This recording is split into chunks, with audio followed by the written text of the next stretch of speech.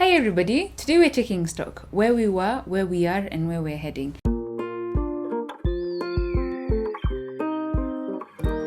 Welcome to the channel everybody, my name is Nasket and I hope you're all doing well. As we end 2019, as we end a whole decade and we're about to begin a new one, then I thought why not figure out where we are by just taking stock. And I got this idea from the Daybook blog and curated it so that it can fit our content here at Elevate Nursing. So we're going to be having more or less 25 questions to just figure out on our level where we are. I will be answering some questions about myself, my profession, about Elevate Nursing, the community, and about nursing and midwifery in Kenya. So get a snack, sit down, let's do this. Forward to the year 2020, the year of the nurse and midwife. Smoothies, maybe more smoothies than I have ever made in my entire life.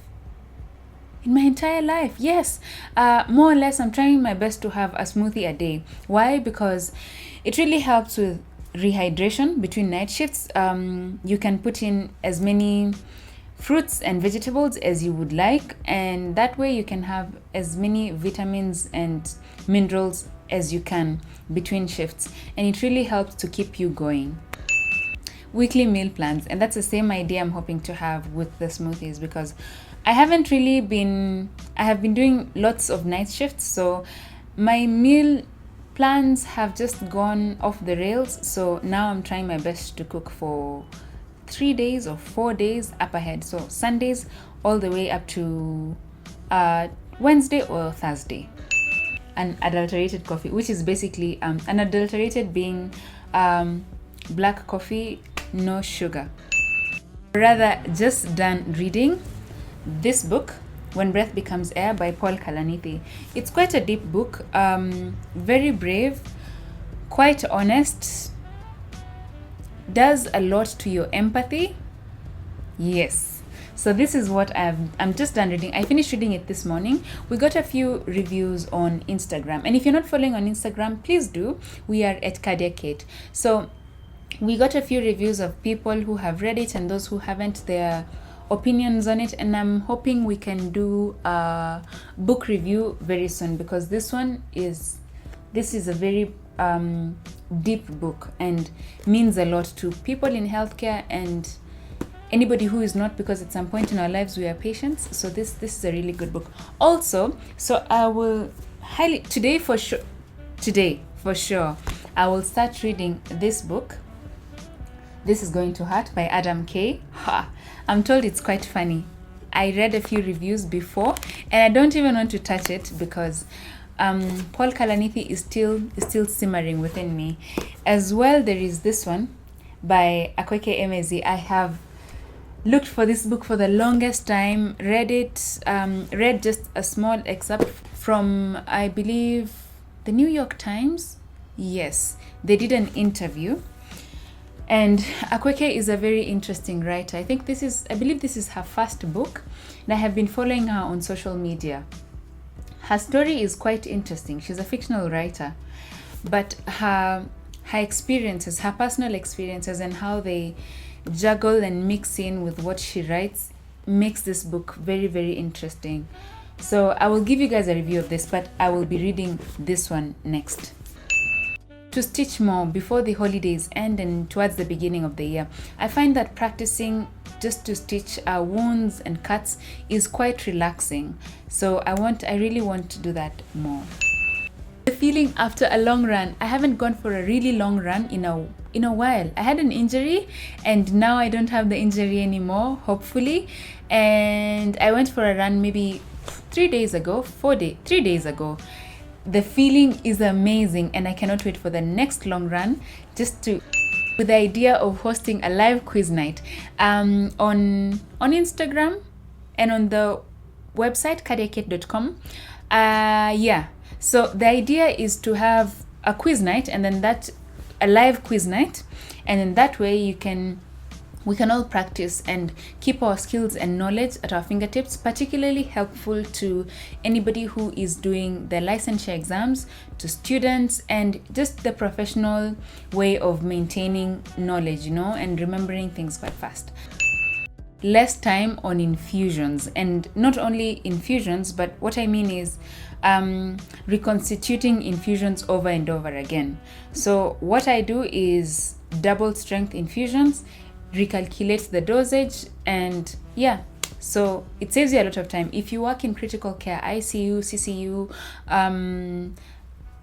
pediatric ICU, yeah, PICU, if you work in accident and emergency and you have infusions, dobutamine, epinephrine, putting up a double strength and recalculating is going to help you out, because it saves you a lot of time and you're able to do other things, because the to-do list in critical care is always switching. The priorities are always changing, and it's nice to have the safety of time.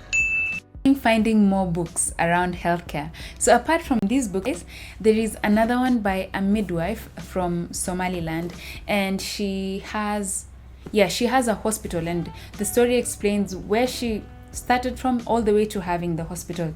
I haven't read it yet.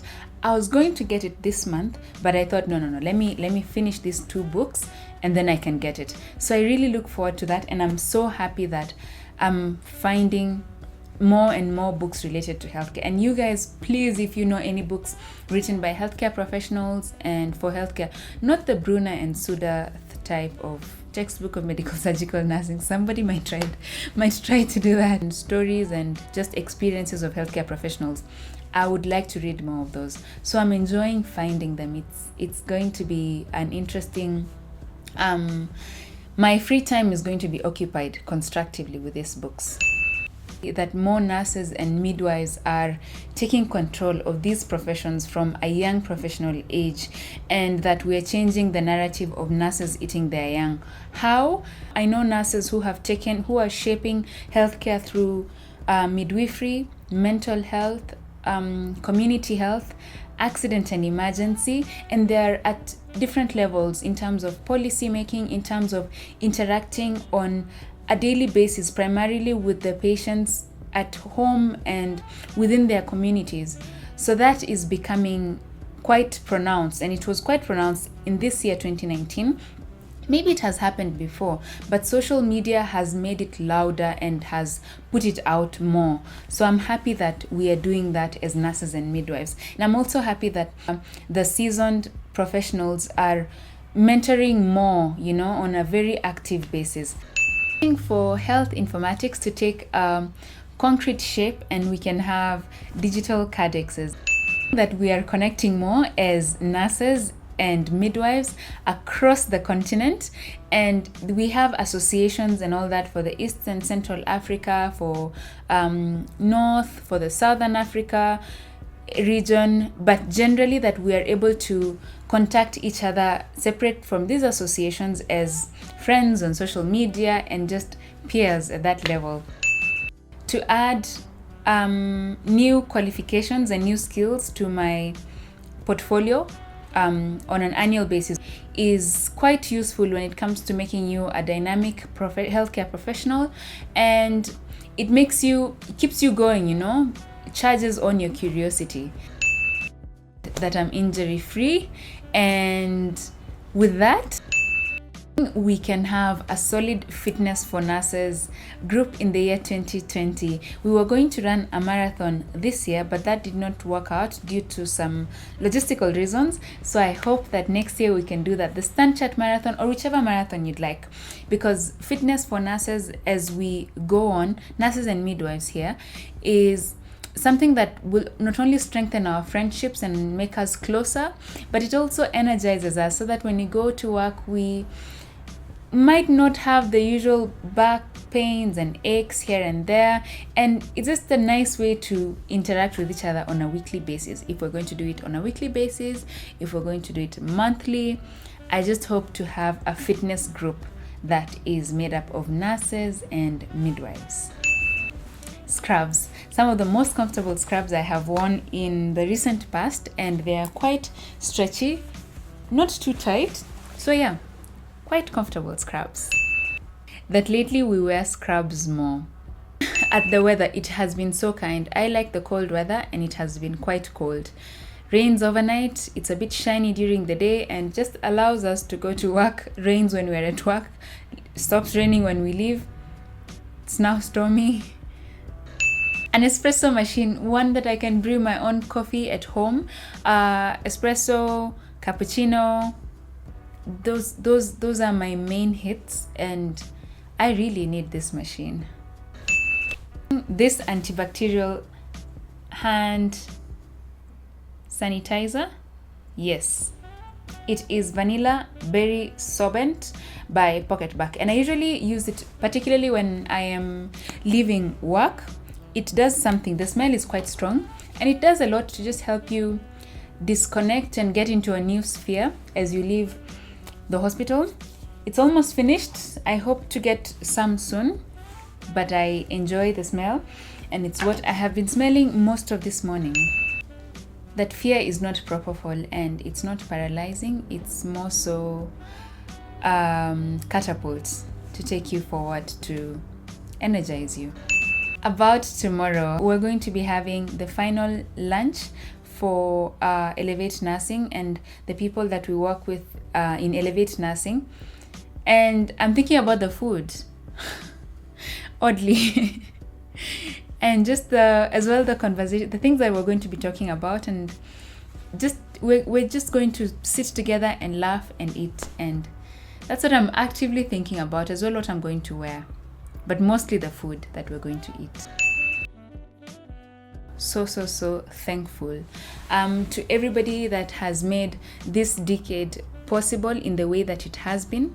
First, to patients and the infrastructure around healthcare for providing us the opportunity to take care of other people, to patients particularly for allowing us into your spaces at very vulnerable points. I know that it's not easy, and I'm grateful that you do that. You allow us to do that, and you continue to allow us into your spaces. We don't take it for granted. I don't. Secondly, to the infrastructure around healthcare for enabling us to fulfill our passions, particularly myself. I began this decade not knowing that I was going to become a nurse. And now I am in critical care at a place where I used to really want to be when I was 13, 15, 12. Yeah, when I was quite young, I really wanted to be in critical care, and I'm happy that I'm here. So I'm very grateful to my teachers, my mentors, all the institutions that I have been to that have enabled this, to my family, my amazing family, for making this possible. As well, I am grateful to you guys, everybody who has been with Elevate Nursing from the point where we were just cardiac kit, and me using this channel to motivate myself, and now that we are a community of nurses and midwives who motivate each other through our stories, our experiences, and all that. I really appreciate you guys for being out here. I also strongly appreciate the failures that we have had and the successes, and I hope you do as well, because they are the reason why we are where we are, and we keep going to where we're heading, and I have had several failures. This year I had my first anxiety attack, and it was right before a major exam, and I've never had that all my life, And on that very day, I discovered I discovered the How to Fail podcast by Elizabeth Day. It helped in that moment, and it was a consolation that people are talking about failure as catapult towards the future and towards success, and looking at it as an opportunity to do better, an opportunity to re-strategize. So the Elizabeth Day podcast, which is Elizabeth Day's podcast rather, which is How to Fail podcast, is amazing. If you'd like to listen to it, I will leave a link in the description box. You can hear the stories of other people, and I do appreciate the successes as well. You can see the canon from the top of the success, but you have to go through the valleys before you get there. And to you guys, the thing is, if you have had what I have learned, at least, if you have made it to the grade that you wanted to get to this year, if you have gotten to the professional level that you wanted to get to, congratulations, good job, okay? And if you haven't, and if you feel as though you haven't really gotten to where you wanted to be, Congratulations as well for having the idea, for going on with it, for being courageous enough to evaluate and see, oh, I haven't gotten to this point, Now it's time to figure out the way forward. Don't lose the ambition that you have. Do not give up on the passions, Sometimes it can be difficult, but just keep going, because gradually you're building resilience as you keep going. What I have learned is you can change the strategy, but do not change the goal, and spike up your resilience or just maintain it, but just keep going. Do not give up. Refresh as you need to go. Refresh your plans, refresh your friends, all that. What it does is the resilience that you build at this time is quite transferable. You will transfer it to your patients who come to you at very dire points of need. You will transfer it to your colleagues who sometimes may go through the ups and downs, the difficulties of healthcare, and that way it is transferable back to you when you need it. But with that, it's very valuable to learn how to be resilient and to keep going. And you're going to get there. Keep pushing, keep yourself going. If you need a reset button from time to time, press that reset button. If you feel that psychologically you need to see a counselor or whatnot, keep your mind positive, keep it going. That positivity is not only a resource for yourself at this time, it is very, very important for our patients, and it's very important for healthcare as we go. We're a very vital resource, not only in this country, but in the continent and all around the world. So all in all, I'm very grateful to all the people that have made this possible and all the opportunities that have come and gone. I look forward to 2020, the year of the nurse and the midwife, and I look forward to hanging out with you guys more. If you're not following us on social media, please do. We are at Cardiac Hit on Facebook, Instagram, and Twitter. And until 2020, elevate nursing and midwifery. Take care, you guys. Be safe. Bye bye.